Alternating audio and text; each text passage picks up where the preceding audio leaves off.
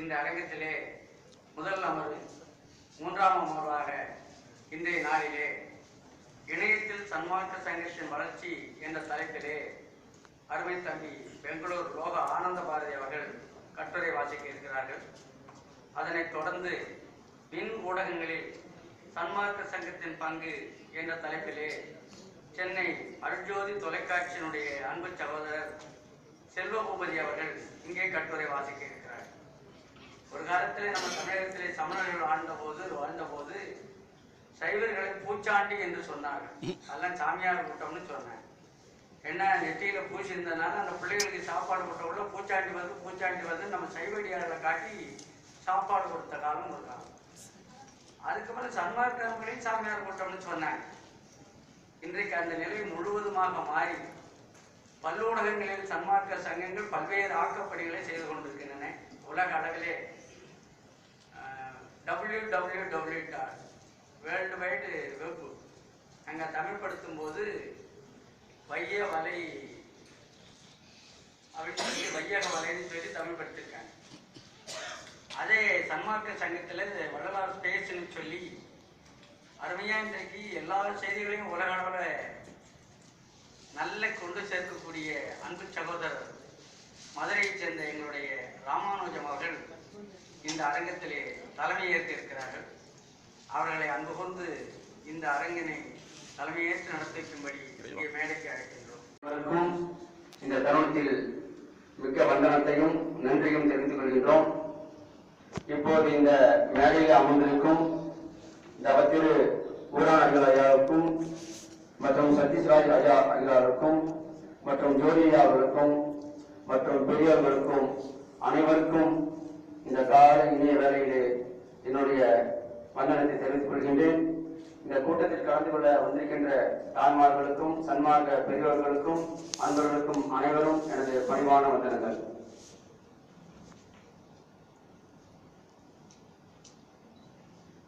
ஆடுகின்ற சேவடிக்கே ஆளானே மாறாத ஆட்டை பெற்றேன்.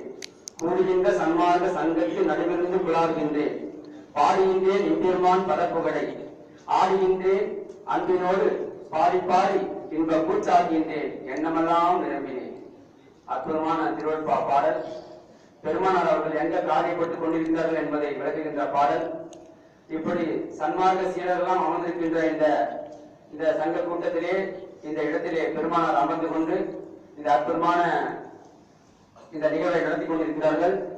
அவ்வகையில் இந்த சான்றோர் பெருமக்கள் கூடியிருக்கின்ற இடத்தில் நாம் இங்கே இருந்து இந்த கருத்தை பதிவு செய்து கொள்வதற்கு நான் என்ன புண்ணியம் செய்தேனோ என்ற வகையில் மிக மகிழ்ச்சியோடு நமது கருத்தை இப்போது தெளிவுபடுத்திக் கொள்ளலாம்.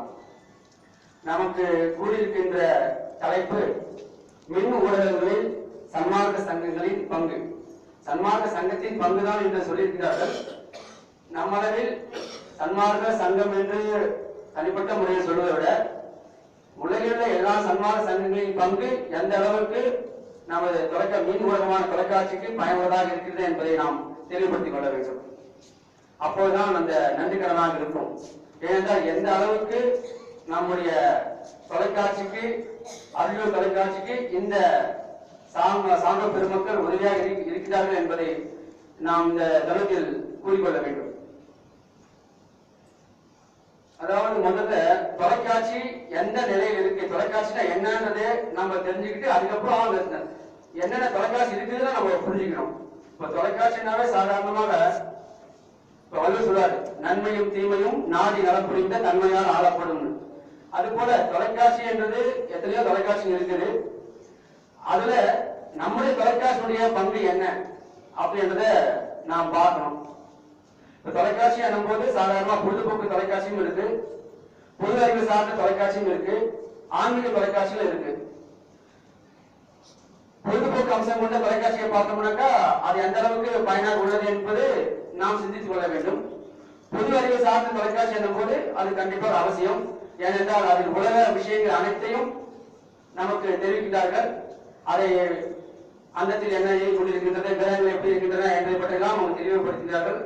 அது போல பல உலக விஷயங்கள் நமக்கு தேவையான விஷயங்கள் நமக்கு இருக்கின்றது. அதை நாம் தெரிந்து கொள்ள வேண்டும். இதே அடுத்ததாக ஆன்மீக தொலைக்காட்சி என்று பார்க்கும்போது இரண்டு வகையாக இருக்கின்றது. ஒன்று பக்தி நெறியை பரப்புகின்ற தொலைக்காட்சிகள், அடுத்ததாக ஞான நெறியை போதிக்கின்ற தொலைக்காட்சிகள். பக்தி நெறியை பார்த்தீங்கன்னாக்கா அதுக்கு ஏகப்பட்ட தொலைக்காட்சிகள் நம்முடைய உலகத்தில் இருக்கின்றன. ஒவ்வொரு சமயத்துக்கும், ஒவ்வொரு மதங்களுக்கும், ஒவ்வொரு ஜாதிகளுக்கும் ஒரு தொலைக்காட்சி உண்டு. இவையெல்லாம் பக்தியை பறைசாற்றுகின்றன. இந்த பக்தியை தாண்டி ஞானம் என்ற விஷயத்தை எது போதிக்கிறது என்றால் நமது அருள்ஜோதி தொலைக்காட்சி மட்டுமே ஞானத்தை போதிக்க கூடிய ஒரு தொலைக்காட்சியாக இருந்து கொண்டிருக்கின்றது. அந்த வகையில் ஞானம் சார்ந்த இந்த தொலைக்காட்சி அதை பற்றி சொல்வதற்கு முன் இதற்கு காரணகர்த்தாவாக இருக்கின்ற இந்த ஞானத்தை வழங்கிய நம்ம வள்ளல் பெருமானுடைய அவர்களை பற்றி ஒரு சிறு விஷயத்தை அவரை பற்றி பேச வேண்டும் என்றால் எவ்வளவு இருக்கின்றது, பேசுவதற்கான பெரியவர்களாக இருக்கின்றார்கள். ஆனால் வள்ளல் பெருமான் என்ன குறிப்பிட்டு இருக்கின்றார், ஏன் நம்ம இப்போது ஞானம் விளங்குகின்றது, ஏன் இப்போ ஞான நெறி சார்ந்த தொலைக்காட்சி விளங்குகின்றது, இது சார்ந்த இடைத்தளங்களால் ஏன் உற்பத்தி ஆகியிருக்கின்றன என்பதை பற்றி நாம் தெரிந்து கொண்டால் வள்ளல் பெருமானுடைய அந்த காலத்தில் அவர் சொன்ன கூற்றும் இப்போது நடந்து கொண்டிருக்கின்ற இந்த விஷயமும் எவ்வளவு பொருத்தமாக இருக்கின்றது என்பதை நாம் தெரிந்து கொள்ளலாம். பெருமாள் அவர்கள் சன்மார்க்க பெருமதி என்ற ஒரு கடிதம் எழுதியிருப்பாரு. தலைப்புல சன்மார்க்க பெருமதி வருகை என்ற ஒரு தலைப்புல கடிதம் எழுதியிருப்பாரு. அந்த கடிதம் 12/4/1871 அப்போ ஐயா எழுதுறாங்க, சுத்த சன்மார்க்கம் ஒன்றே இனி எல்லா உலகத்தும் விளங்கும், இதற்கு எவ்விதப்பட்ட தடைகளும் இல்லை, தடையற்ற பெருநெறி ஒழுக்கம் ஒன்றே இனி எல்லாம் உலகம் விளங்கும், பலவகைப்பட்ட சமய பேதங்களும் சாஸ்திர பேதங்களும் ஆச்சார பேதங்களும் ஜாதி பேதங்களும் போய் கடவுள் ஒருவரே என்று சொல்லக்கூடிய உண்மை நெறியான சன்மார்க்க நெறி இக்காலம் தொட்டு அளவிருந்த காலம் விளங்கும், அதன் மேலும் விளங்கும். இது கடவுள் சம்மதம் சொல்றார். இவர் சொன்ன அந்த திருநெறி ஒழுக்கம் ஐயா சொன்னதில்லை, கடவுளுடைய சம்மதமா. கடவுளுடைய சம்மதத்தை இவர் எப்படி தெரிந்து கொண்டார்? கடவுளிடத்தில் தன் உள்ளே விளங்கின்ற அற்புத ஜோதிடத்தில் உரையாடுகின்ற அருள் வளம் பெற்ற பெருமானார் இது கடவுளுடைய சம்மதம், இது 29 மாதத்துக்கு மேலார். இது எப்ப விளங்கும்னாக்கா இந்த தடையற்ற திருநெறி வழக்கம் எப்போது வரும்னா 29 மாதங்களுக்கு மேல் என்றாரு ஐயா. அந்த எழுத கடிதத்துல 12/4/1871 அந்த தேதியிலிருந்து 29 மாதங்களுக்கு மேல் தடையற்ற திருநெறி ஒழுக்கம் உலகத்துல வழங்குன்றாரு. 30/1/1874 அன்னைக்கு பெருமாள் திருக்காப்பட்டு போடுறாங்க. கரெக்டா 32 மாசம் ஆகும். 29 மாதம் கழிச்சு அந்த 31 32 மாதத்துல பெருமாளா திருக்காப்பட்டு போடுறாங்க. அப்ப பெருமாளா திருக்காப்பட்டு போடுகின்ற அந்த நாள் தான் ஞானசித்தர் காலமாக பறைசாற்றப்படுகின்றது. பெருமானா சொல்கின்றார், நாம் சொல்லுவோம் சாதாரணமாக இந்த காலமெல்லாம் 4 வகையாக இருக்கின்றன. இந்த யுகங்கள் சத்தியயுகம், திரேதாயுகம், துவாபரயுகம், கலியுகம்னு. ஆனா இன்னமும் நாம இது கலியுகம் நினைச்சீங்கன்னா வாழ்ந்துட்டு இருக்கிறோம். ஆனா பெருமானார் சொல்றாரு, இது கலியுகம் அல்ல, இது ஞானசித்த காலம் என்றார். அப்ப ஞானசித்த காலம் எப்போது உண்டாகியது என்றால் 140 ஆண்டுகளுக்கு முன்னதாக பெருமாள் திருக்காப்பட்டு கொண்டார்களே, திருக்காப்பட்டு கொண்டு இப்போது நான் இந்த உடம்பில் இருக்கின்றேன், இனி எல்லா உடம்பிலும் புகுந்து கொள்வேன் அப்படி சொன்னாங்க இல்லையா. உலகெல்லாம் பரவ என் உள்ளத்திலிருந்தே அழகா ஒளிசை அற்புதம் ஜோதி. ஆக பெருமானார் தான் இந்த சுத்த சன்மார்க்கத்தை வழங்குறாரு, அவர் தான் நடத்தி கொண்டிருக்கிறார். நானே சன்மார்க்கத்தை நடத்துகின்றேன்னு சொன்னாங்க இல்லையா. அந்த வகையில் பெருமானார் தான் இந்த விஷயத்தை அற்புதமா செஞ்சிருக்கிறாங்க. அதற்கு சான்றாக தான் இப்பொழுது நடக்கின்ற அற்புதமான சன்மார்க்க சங்கங்கள் விழாக்கள், சன்மார்க்க சங்கங்களின் மாநாடுகள், சன்மார்க்க சங்கங்களின் ஒருங்கிணைப்புகள், சன்மார்க்க சங்கங்களின் இது போன்ற அற்புதமான கருத்தரங்கங்கள் மற்றும் அருள்ஜோதி தொலைக்காட்சியின் வருகை. இத்தனையும் பாத்தீங்கன்னா ஒரு குறிப்பிட்ட காலத்துல தான் இத்தனையும் பரவலா விரிந்து கொண்டே வருகின்றது. இணையதளத்தை பத்தி ஐயா சொல்லும் போது, பாரதியா சொல்லும் போது மிக அற்புதமாக சொன்னாங்க. இணையதளத்துல எவ்வளவு விஷயம் இருக்குன்னு. அத்தனை விஷயங்களும் யாரா நடத்தப்படுகின்றது? சன்மார்க்க அன்பர்களால் நடத்தப்படுகின்றது. சன்மார்க்கம் சொன்னாங்க இல்லையா, இந்த ப்ராஜெக்டுக்கு இந்த வேலை செய்யறதுக்கு எவ்வளவு பணம் கேட்பாங்க வெளியில. ஆனா சன்மார்க்க அன்பர்கள் அவர்களுடைய உடல் பொருள் ஆவி அனைத்தையும் சன்மார்க்க பணிக்கு அர்ப்பணிக்கிற ஒரு நிலையில இந்த இணையதளத்தை உருவாக்கி இருக்கிறாங்க. அதே போல இணையதளத்துல உருவாக்கி எப்படி வருதோ அது போல தொலைக்காட்சியிலும் இந்த விஷயம் வரலாம். பெருமானார் இந்த அற்புதமான அர்ப்பணை செய்திருக்கிறாங்க. பெருமானார் ஆரம்பிக்கும் போது சத்திய தர்மசாலைன்னு ஆரம்பிச்சாங்க, சத்திய சன்மார்க்க சங்கம்னு ஆரம்பிச்சாங்க, சத்திய ஞான சபைன்னு ஆரம்பிச்சாங்க. இத 3 ஆரம்பிச்சாங்க. ஆரம்பிச்சுட்டு இதன் மூலமா சன்மார்க்க கருத்துக்களை பதிவு பண்ணாங்க, சன்மார்க்க வழிபாட்டை பதிவு பண்ணாங்க, ஜீவகாலத்தின் மேன்மையை பதிவு பண்ணாங்க. ஆனால் இவையெல்லாம் மக்களிடையே சென்று சேர்வதற்கு சரியான தீர்வு எது என்பது இந்த காலகட்டத்தில் நாம் பயன்படுத்திக் கொண்டிருக்கின்ற இணையதளங்களும் ஒளி நாடாக்களும் தொலைக்காட்சியும் தான் இதுக்கு சரியான தீர்வு. வீடு தட்டி ஞானத்தை போதிக்கின்ற ஒரே விஷயம் தொலைக்காட்சி தான். வீடு தட்டி எத்தனை விஷயம் வருது தொலைக்காட்சி மூலமா. வீடு தேடி வந்து கதவை தட்டி ஞானத்தை போதிக்கின்ற ஒரே விஷயம் நமது தொலைக்காட்சி, அருள் தொலைக்காட்சி. நமது அருள் தொலைக்காட்சியை கண்ணுற்று பல ஆயிரம் பேர் அற்புதமாக அசைவ உணவு பழக்கத்திலிருந்து சைவ உணவு பழக்கத்திற்கு மாறியிருக்கிறார்கள். இது உண்மை. இதை பற்றி நம்மிடத்தில் போலி தொடர்பு கொண்டு பேசியவர்களும் நேரில் வந்து சொன்னவர்களும் யாராலும் சந்திப்போம் அப்படின்னு சந்திச்சு பேசும்போது அவங்களுக்கு ஏகப்பட்ட சந்தேகங்கள் பெருமானாரை பற்றி. மதமிழா பெருவாழ்வு சாத்தியமா, மதமிழா பெருவாழ் என்பது உண்மையா அப்படின்னா அவர் நினைச்சிருந்தாரு. அதுக்கு பெருமான தொழிற்பாளர் இருக்கிற பாடல்களையும் கருத்துக்களையும் சான்றாக சொல்லி அவருக்கு நாம் விளக்கம் கொடுத்தோம். அவர் மிகுந்த ஆச்சரியப்பட்டார்கள். இப்படி இதை சார்ந்த இஸ்லாம் ஒருவரும் இருக்கின்றார். அவர் 2 பேர்கள் ஒரு விழுப்புரத்தில் இருக்கிறார். அவர் அடிக்கடி போன்ல பேசுவாங்க. அவர் பேசும்போது அழுவார். இத்தனைக்கும் அவர் இஸ்லாமிய தான், ஆனா சைவ சித்தாந்தத்தை அவர் ஒரு பெரிய கிளாஸ் எடுத்துருக்காரு சிதம்பரத்துல. அப்பேற்பட்டவர் அவரும் நம்ம தொலைபேசி தொடர்பு கொண்டு பெருமாள் பற்றி பேசும்போது கண்ணில் தண்ணி வரும் அவருக்கு. அவர் இன்ஸ்பெக்டர் அவர். இப்படி சன்மார்க்கத்தின் பெருமையை உணர்த்தக்கூடிய வகையில் நமது தொலைக்காட்சி அமைந்துள்ளது. இதை நாம் சரியாக பயன்படுத்திக் கொள்ள வேண்டும் என்பதுதான் நம்முடைய எண்ணமாக உள்ளது. நமது அறிவியல் தொலைக்காட்சியின் நோக்கம் என்ன? நோக்கம் என்ன என்றால், சன்மார்க்கத்தின் உண்மையான ஒரு விளக்கம் வெளி உலகத்திற்கு எப்போது கிடைக்கின்றதோ அப்போது அந்த உலகம் இன்புற்று வாழும். இதற்கு ஒரே வழி சன்மார்க்கம் எல்லோருக்கும் சென்று சேர வேண்டும். அப்ப பெருமாள் சொன்னது என்னது? ஜீவகாரியமே மோட்ச வெற்றியின் திறவுகோல், ஆன்ம ஒழுக்கமே உண்மை கடவுள் வழிபாடு, இப்படி சொல்றாங்க. ஆனா இதுவரையும் அந்த ஆன்மீக சிந்தனையாளர்களும் ஆன்மீக நெறிகளும் நாம் சொன்ன விஷயம் என்ன? ஜீவகாரியத்தை பற்றி போதித்திருந்தாலும் அன்பை பற்றியும் தயவு பற்றியும் சொல்லியிருந்தாலும் புறந்தவையை சொல்லவில்லை சொல்வார் பெருமானார். பெரியவர்கள் என்று கேட்டுக் கொண்டவர்களாம் கண்ணை மூடிக்கொண்டு உளறிவிட்டார்கள், உண்மையை புறந்தையே சொல்லவில்லை சொல்வார். அதுபோல இறைவனை அடைவதற்கு சரியான இலக்கு எது என்பதை உள்ளபடி அவர்கள் வெளிப்படையாக சொல்லாத காரணத்தினால் இதுவரை இந்த மக்களிடம் உண்மையை அறிந்து கொள்ளாமல் அங்கும் இங்கும் சென்று வீணாக கழிந்து கொண்டிருக்கின்றன. இவர்களெல்லாம் ஒருமுகப்படுத்தி சுத்த சன்மார்க்க பெருமதியான அர்ப்பணியோட நிலையை ஏறுவதற்கு தான் நமது வல்லற்பனாரின் நோக்கம். அந்த நோக்கத்தை நிறைவேற்றும் வகையில் தான் நம்முடைய தொலைக்காட்சி இயங்கிக் கொண்டிருக்கின்றது. நம்முடைய தொலைக்காட்சியை காணுகின்ற அந்த நிகழ்ச்சியில் பங்கு கொள்கின்ற எத்தனையோ பேர் அவர்கள் சாதாரணமாக வருவாங்க. அதாவது வாழ்க வளமுடன் சொல்லிட்டு மகர்ஷியுடைய பேராசிரியர் பேசுவாங்க. அவங்க பேராசிரியர்கிட்ட மகர்ஷி கிட்ட இருக்கிற அந்த பக்தி பயம் எந்த வகையில் இருக்கின்றதோ அந்த வகையில் நம்முடைய பெருமானாருடைய சேனலில் பேசும்போது அவர்களுக்கு இயற்கையாக வந்துவிடுகின்றது. அப்படி எனக்கு தெரிந்து மாறியவர்கள் எத்தனையோ பேர் அவர்களெல்லாம் இப்ப பெருமானுடைய பெருமை பேசும் அளவுக்கு சன்மார்க்கத்தில் அவர்கள் உயர்ந்திருக்கிறார்கள்.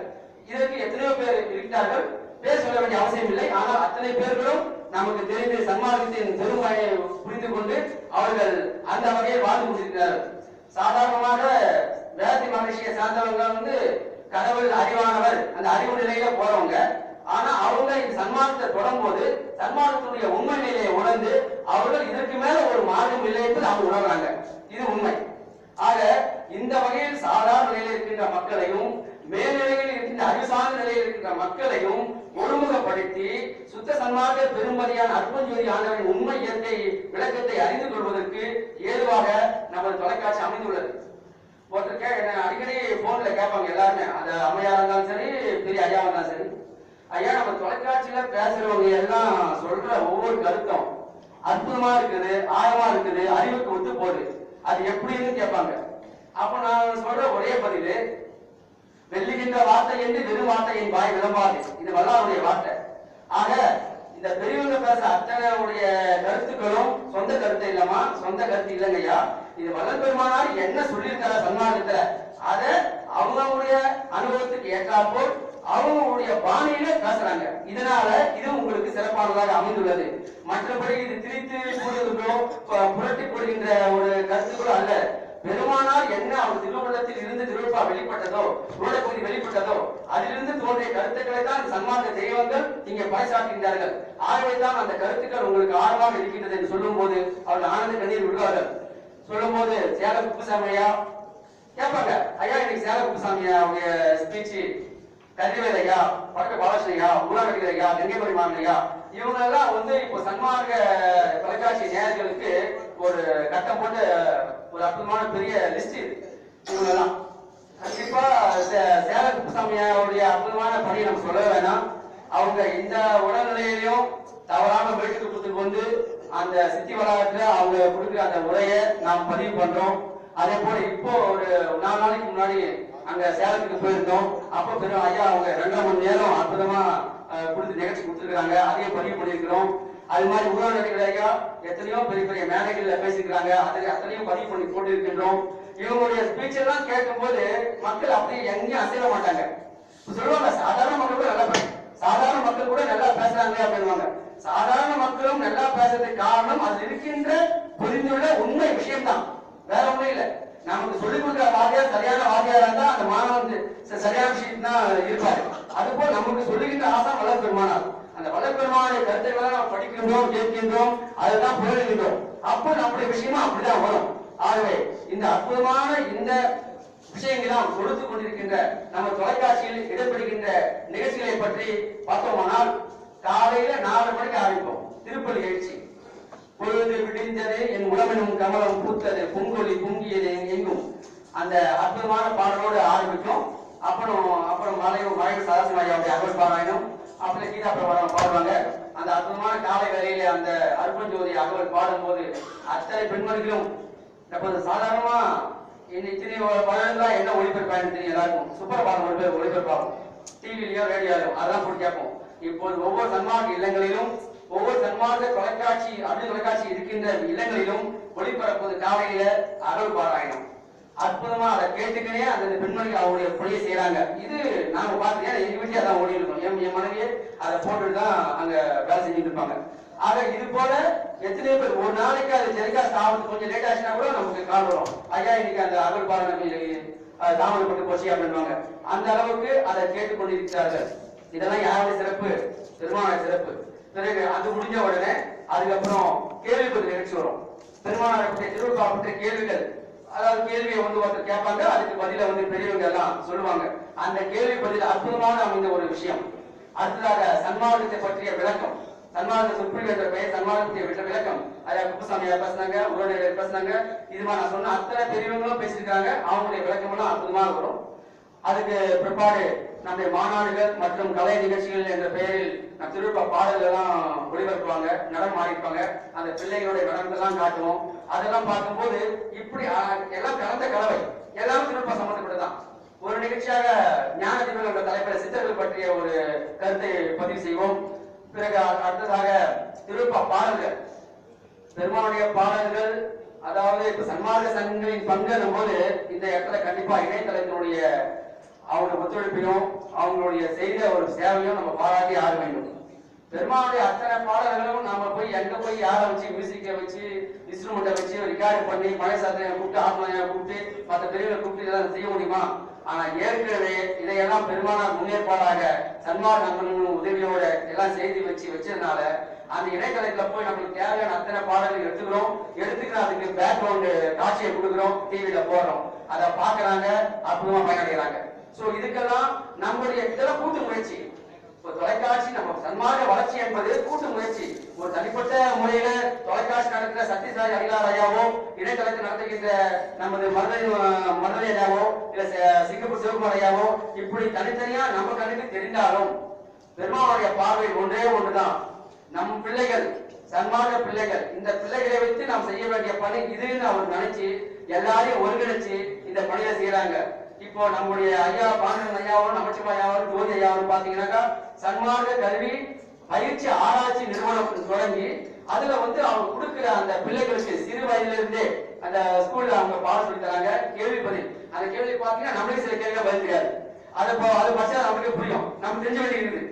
நம்ம மேடையில பேசினாலும் தெரியாத விஷயம் எவ்வளவு இருக்கு திருவிழா பத்தி பெருமாளை பத்தி, அதெல்லாம் வந்து அந்த பாடத்திட்டம் பச்சை கலர்ல ஒரு புக்கு போட்டுருந்தாங்க, அதுல பார்த்தோம். அதை பார்த்து வச்சுக்கணும். அந்த வகையில சிறு வயதில் இருந்தே அந்த பிள்ளைகளுக்கு சன்மார்க்கத்தை போதிக்கின்ற அந்த அன்பு நெறி, உண்மை நெறி எப்படி அவர் உலகத்தில் தோன்றியது, நான் இப்போது இந்த உடம்பில் இருக்கின்றேன், இனி எல்லா உடம்பையும் புகுந்து கொள்வேன் அப்படின்னாங்க.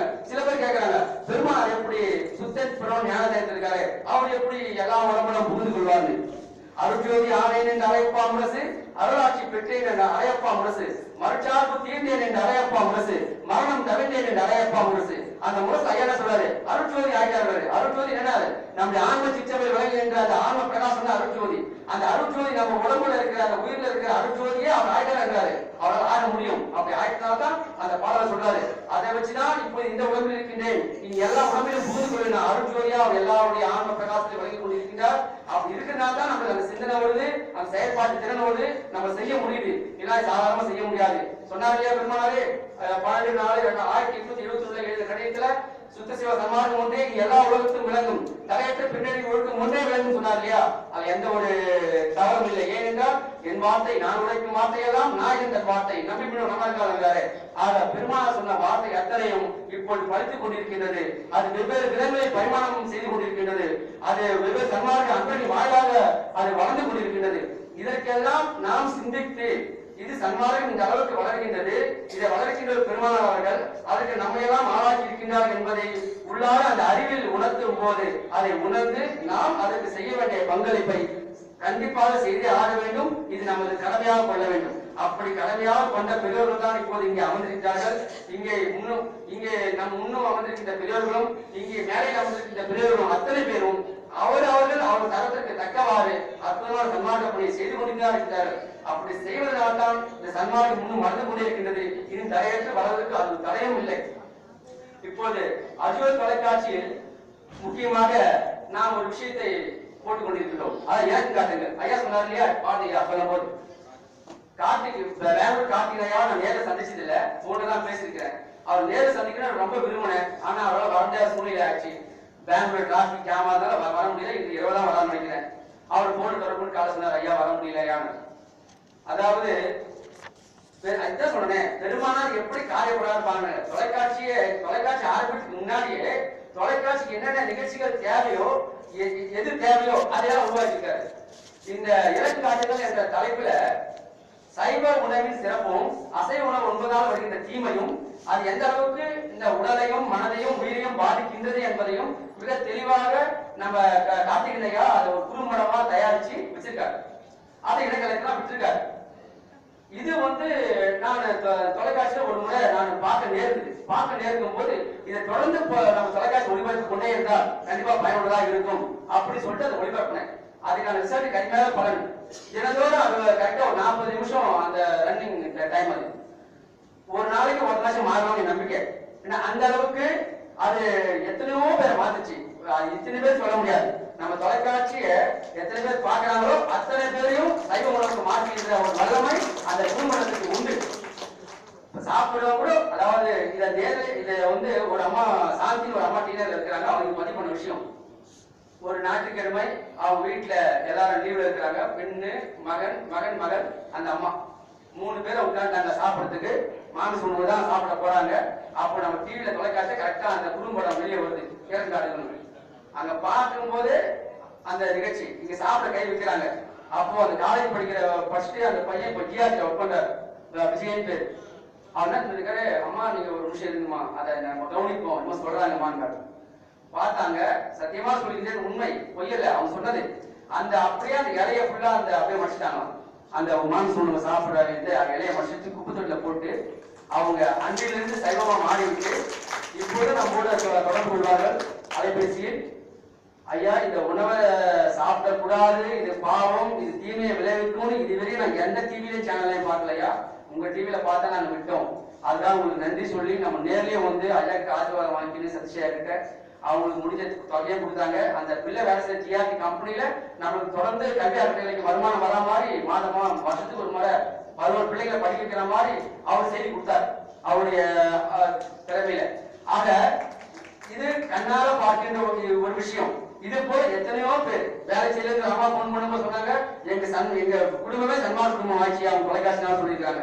அப்போ தொலைக்காட்சி எந்த அளவுக்கு வீடு தேடி சென்று நமக்கு தேவையான அந்த ஆன்மீகத்தை கொடுக்கின்றது என்பதை பார்க்கும் போது அதுக்கு ஈடு இணையே கிடையாது. இப்பேற்பட்ட பெருமணியில் இருக்கின்ற நாம் நம்மளே நாமளே புகழ்ந்து கொள்ளலாம், தவறே இல்லை. இந்த போட்டுதலுக்கும் இந்த பெருமைக்கு முடிவு வளராக இருந்தாலும் வளராக கை காட்டி நாமெல்லாம் இந்த பணியை செய்கின்றோம். இதற்கு ஒவ்வொருவரும் உபயோகமா இருக்கின்றோம். வீட்டுல மனைவி சமையல் செஞ்சா ஹஸ்பண்ட் மட்டும் சாப்பிட போதில்லை, பிள்ளையே சாப்பிட போறாங்க, அவர் சொந்தமா சாப்பிட போறாங்க. அது போல நீங்க செய்கின்ற பணியில எனக்கும் பங்கு உண்டு, நான் செய்கின்ற பணியில் உங்களுக்கும் பங்கு உண்டு. ஏனென்றால் நாம எல்லாம் ஆண்மனைய சகோதரர்கள். அதனால் இந்த உரிமை இந்த பங்கும் நமக்கு கண்டிப்பாக உண்டு. அந்த வகையில் நம்ம மின் ஊடகங்களான தொலைக்காட்சிக்கு செய்கின்ற பணிகள் கொஞ்ச நஞ்சமில்ல இணையதளத்தை சார்ந்தவர்கள். அந்த வகையில் கார்த்திகேயன் ஐயாவும் நமது சிங்கப்பூர் சிவகுமார் ஐயா அவர்களும் பெங்களூரை சேர்ந்த முருகன் ஐயாவும் நமது ஐயா பாரதி ஐயா அவர்களுக்கும் இதை போன்று பெயர் விடுபட்டிருந்தால் மன்னிக்கவும் அத்தனை உள்ளங்களுக்கும் நன்றி சொல்லிக்கொள்ள விரும்புகிறேன். அடுத்ததாக நம்முடைய தொலைக்காட்சியில திருவட்பா திரு வெங்கட்டையாவை பத்தி சொல்லணும். வெங்கட்டையா எந்தவித ஒரு தன்னை முன்னிறுத்தாமல் பல்வேறு முன்னிறுத்தி அவர் செய்கின்ற அந்த அருட்பணி என்பது கொஞ்சம் நஞ்சமில்லை. தான் சம்பாதித்த அத்தனை பணத்திலையும் பெரும் பகுதியை இந்த திருவட்பா மறுபதிவு செய்வதற்கும் புதுப்பிப்பதற்கும் செலவு செய்யறாரு. மொத்தமா செலவு செஞ்சு அது எல்லாத்தையும் கிடைக்கணும்னு சொல்லிட்டு ரொம்ப ஒரு ஆவலாக ஈடுபட்டிருக்காரு. அந்த வகையில அவருடைய ஒத்துழைப்பு நமக்கு தொலைக்காட்சிக்கு மிகுந்த பொருளாதார ரீதியாகவும் உதவி செய்யறாரு. அதே போல அவருடைய வாழ்வில் சித்திர விளக்கப்படம் ஒரு புக்கு போட்டிருக்காரு. அதுல வள்ளலாருடைய அத்தனை நிகழ்ச்சிகளும் ஒரு சித்திரப்படமா படைச்சிருப்பாங்க. அது செலவுக்கு ஒரு படத்துக்கு 5000 ரூபாய் சொன்னாரு. எங்க கிட்டத்தட்ட இப்போ 100 படத்துக்கு மேல அவரு தயார் பண்ணிருக்காரு. அப்ப எத்தனை செலவு பண்ணி பார்ப்பாங்க. அதையெல்லாம் நம்ம டிவில என்ன பண்றோம், அதை போட்டு அதுக்கு உரிய மெசேஜ வாய்ஸா கொடுத்து அதை நம்ம போறோம். அதை பார்க்கும்போது பிள்ளைங்களுக்கு ரொம்ப இன்ட்ரெஸ்டா இருக்குது. கலர் போட்டோவா இருக்குது, அதை காட்சி, அதை சொல்ற விதம், அதை பார்த்து எத்தனையோ பெரியவங்களுக்கு அது பிடிக்கும். அதை பார்த்தாக்கா அது போல நம்ம அதை பயன்படுத்தணும். சோ நாம சொல்லி அவர் செய்யல பணியை அவர் செஞ்சுட்டாரு, அதை நம்ம பயன்படுத்தணும். அப்போ பயன்படுத்துறதுக்கு நம்ம எந்த போய் அவர்கிட்ட பர்மிஷன் வாங்க வேண்டிய அவசியமும் இல்லை. ஏன்னா அவர் சன்மார்க்க நம்பர், அவர் சன்மார்க்கத்தை வளர்க்கறதுக்கு ஆசைப்படுறாரு. அதே பணியை நாம செய்யறோம், நாம உரிமையா எடுத்துக்கிறோம். ஐயா இவ்வாறு படத்தை நாங்க போட்டுக்கிற போது இதுக்கெல்லாம் கேள்வியே கேட்கணுமாங்க. ஐயா இது நம்மளுடைய படம் யாரு, நீங்க போட்டதான் நான் செஞ்ச பணிக்கு சிறப்பு, அதான் பிரயோஜனம் அப்படின்னு சொன்னாங்க.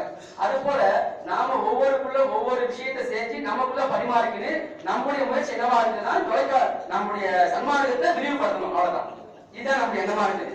இந்த விஷயத்தை நாம எல்லாருமே சிறப்பா செஞ்சு கொண்டு இருக்கின்றோம் என்பதை எல்லாரும் சந்தேகம் இல்லை. ஏனை கட்டி தீனி போட்டுடலாம், ஆனா தொலைக்காட்சி நடத்துறது எவ்வளவு பெரிய விஷயம்னு எல்லாருக்கும் தெரியும். ஏன்னா சன்மார்க்க தொலைக்காட்சி ஆரம்பிக்கணும் பல பெரியவங்க முயற்சி பண்ணாங்க, சிந்திச்சாங்க. ஆனா அது திருவள்ளால் கைகூடல.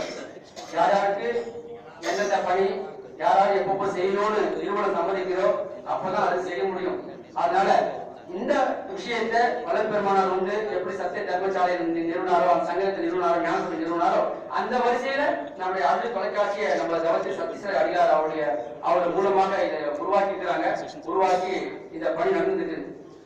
இந்த நேரத்துல அம்மையார் தனுஷ்மா அம்மாவை பத்தி நான் கண்டிப்பா குறிப்பிட்டு ஆகணும்.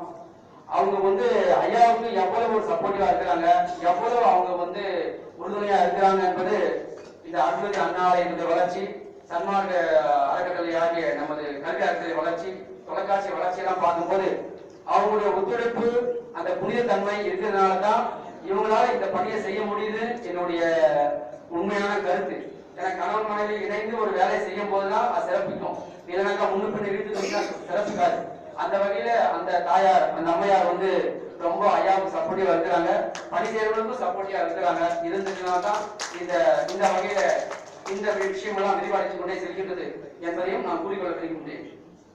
நமது தொலைக்காட்சிக்கு நேரடியாக உதவி செய்திருக்கிறாங்க, மறைமுகமா உதவி செய்திருக்கிறாங்க. இப்ப நம்ம காலையில ஒளிபரப்புற அந்த பாடல் மற்ற நிகழ்ச்சிகள்லாம் பாத்தீங்கன்னாக்கா எப்படி இருக்குனாக்கா மயூர் சாரசிவம் ஐயா, ஆத்மநாதன் ஐயா, பாலசுப்ரமணியம் பாடகர் ஐயா, அது போல இசை கலைஞர்கள் வில்லுப்பாட்டு நம்ம பாண்டவன் ஐயாவோட நிகழ்ச்சிகள்லாம் நம்ம அடிக்கடி ஒளிபரப்பாகும். இப்ப இவங்க எல்லாம் எதை நோக்கி எதை எதிர்பார்த்து நம்ம டிவிக்கு நிகழ்ச்சி கொடுத்தாங்கன்னா எதுவும் கிடையாது. வள்ளலார் அந்த ஒரு பேர் தான். அந்த ஒரு பேருக்கு இருக்கிற மகத்துவம், அந்த ஒரு தனி தெய்வத்தில் இருக்கிற ஒரு மகத்துவம் வேற யாரும் கிடையாது. அவருடைய பெயரை வச்சுதான் நம்ம எல்லாம் செயல்படுறோம். அந்த வகையில அந்த மாமன்னர்களுக்கு, அந்த தெய்வங்களுக்கு, அந்த இசை கலைஞர்களுக்கு எல்லாம் நம்முடைய சன்மார்க்க சங்கத்தின் சார்பாகவும் தொலைக்காட்சி சார்பாகவும் நன்றி தெரிவித்துக் கொள்கிறேன். ஏன்னா அவங்களுடைய பங்களிப்பு அதிகமா இருக்குது. பாடல் இசை வீட்டுல சமையல் செஞ்சே போய் பாட்டு கேட்கறாங்கய்யா, அந்த பாடல் தெய்வ காரணமா கேட்குது, ஆடி போயிடுறாங்க, உடம்பு அழுதாங்க. நம்முடைய 43 பாவம் மண்முறை கண்ட வாசகம் டிவியில் ஒளிபரப்பாகுது. அந்த மாதிரி கேட்டுட்டே எங்ககிட்ட போன் பண்றாங்க. அது ஒளிபரப்பு வார்த்தை காதல கேட்டு அந்த பேச நடுவாங்க. பேசும்போது இது போல பாடலாம் இதுவரைக்கும் எந்த தொலைக்காட்சியும் கேட்டதுல எந்த புக்லையும் படிச்சு தெரியா அப்படின்றாங்க. அப்ப எந்த அளவுக்கு அவனுடைய மனசை ஆழ் மனதை ஊடுருவிக்கின்ற திருவிழா, எந்த அளவுக்கு ஊடுருவிக்கின்ற நம்ம வல்லபெருமானுடைய சத்திய வாசகங்கள். ஆகவே இந்த இப்பேற்பட்ட விஷயத்துல நாமெல்லாம் இணைஞ்சிருக்கிறோம் அப்படி அனும்போதே நாம் சந்தோஷப்படுறோங்கய்யா. கைதட்டுங்கய்யா. இதுதான் சாதாரண விஷயம் இல்ல. சன்மார்க்க பெருமொழி என்பது சாதாரண விஷயம் இல்ல. அதற்காக நம்ம எல்லாம் ஆளாக்கின்ற வல்லபெருமானுடைய தெய்வ திருவடிகளுக்கு நாம் எல்லாம் அணுந்து கோடி வந்தனங்கள் செய்விக்க வேண்டும். இறுதியாக சொல்லிக்கொண்டு நிறைவு செய்கின்றேன். நம்முடைய அருள் தொலைக்காட்சியின் நோக்கம் சன்மார்க்கத்தை விரிவடை செய்வது, சன்மார்க்கத்தை எல்லோருடைய இல்லங்களுக்கும் சென்று அவர்களை எழுப்பி ஞானத்தை கொடுப்பது. ஞானம் பெற்றவர்களுக்கு எல்லாம் பிரச்சனை இல்லை, மென்மேலும் ஞானம் பெற வேண்டும். ஞானம் பெற்றுக் கொள்ளாதவர்களுக்கு ஞானத்தை வழங்க வேண்டியது நம்முடைய கடமை. ஏனென்றால் எவ்வித வகையிலாவது மற்றவரையும் நம்மோடு ஆக்கிக் கொள்ளுங்கள் நல்லா சொல்றாரு இல்லையா? அப்போ அந்த வார்த்தைக்கு என்ன மதிப்பு நம்மளுக்கு செஞ்சாகணும். சன்மார்க்கம் அறிந்த ஒரு சன்மார்க்கி, சன்மார்க்கம் அறியாத ஒரு நண்பருக்கு சன்மார்க்கத்தை வழங்க வேண்டியது சன்மார்க்க கடமை என்று நாம் சொல்ல வேண்டும். அப்படி இருந்தாதான் அது நாம் சன்மார்க்கம் இருக்கிறோம் சொல்லிட்டு பிரயோஜனம் இல்ல. நான் சன்மார்க்கத்தை பத்தி ஒருத்தருக்கு சொல்லாம அவங்களுக்கு நம்ம பக்கம் வர வைக்காம அவங்களுக்கு நாம அடைஞ்சிருக்கோம் அவன் அடையவானவா வரலாறு பத்தி நாம என்ன போட்டோ வச்சு கும்பிட்டுக்கிட்டு தெய்வத்தை ஆராதனை பண்ணிக்கிட்டு போயிட்டோம்னாக்கா யாரால என்ன லாபம்? உங்களுக்கு லாபம் இருக்கும், ஆனா மற்றவங்களுக்கு என்ன லாபம்? அப்ப மற்றவர்களுக்கு லாபம் வரணும்னாக்கா பெருமானார் பத்தி ஒண்ணும் இல்ல, ரொம்ப பேசணும். நீங்க லெக்சர் கொடுக்க போனா பெருமானாருடைய சிறப்பா 2 வயசு சொல்லிட்டு மகாமந்திரம் மட்டும் அவங்க சொல்லி கொடுத்துருங்க. அது உள்ள இறங்கிச்சுனாக்கா அதுக்கப்புறம் அது விரிவடைஞ்சிடும். அது நம்ம வேலை இல்லை, அது ஐயா பார்த்துப்பாரு. ஆனா சொல்ல வேண்டிய கருத்து இருக்குது, சொல்ல வேண்டிய கடமை நம்ம இருக்குதுன்ற உணர்வு மட்டும் நம்ம ஆன்மா எப்பவுமே இருந்து கொண்டே இருக்க வேண்டும். எத்தாளமாகாதே அம்மா என்று எல்லா உலகம் இயம்பது சும்மா செத்தாரை மீட்பது பாரு திரு சிற்றம்பலத்தை திருநட ஜோதி. ஆக முடியாத இந்த விஷயமே சன்மார்க்கம் கிடையாது. வரலாறுக்கு பிடிக்காத ஒரு வார்த்தை தமிழ் இருக்குதுன்னா அது முடியாதுதான் இருக்கும்னு நினைக்கிறேன். ஏன்னா பெருமானாருக்கு பிடிக்காத முடியாத வார்த்தை அது அழகாக கிடையாது. சரி.